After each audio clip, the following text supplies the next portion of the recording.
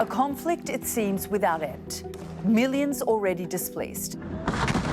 Entire towns and cities in ruin. Many Palestinians now forced to a small border city in the south. I'm especially alarmed by reports that the Israeli military intends to focus next on Rafah. But Gaza's last refuge seems likely to be Israel's next target. Gaza will no longer be a threat to Israel. So, how has Rafah become a lifeline in the Gaza Strip? The small city sits all the way to the south.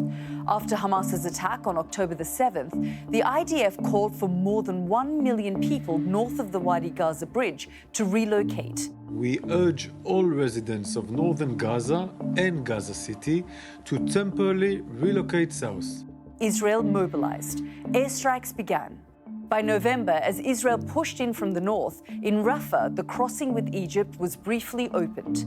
Some Gazans were allowed to leave and humanitarian aid began to trickle in.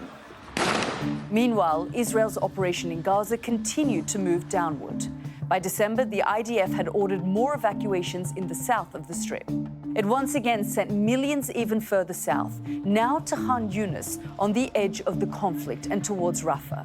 The escalation of hostilities in Khan Yunis, which has resulted in an increase in the number of internally displaced people seeking refuge in Rafah. But since January, the conflict has continued to follow those fleeing it. Khan Yunis now battered by Israeli airstrikes, leaving Rafah the only option for many. What does Netanyahu want? We are civilians with no involvement. We want to eat, drink, and have shelter. Where do we go after Rafah? Where? Into the sea?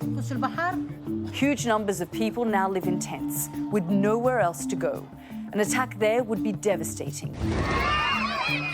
And after fresh airstrikes and IDF activity closing in, hope in the lifeline city is now diminishing.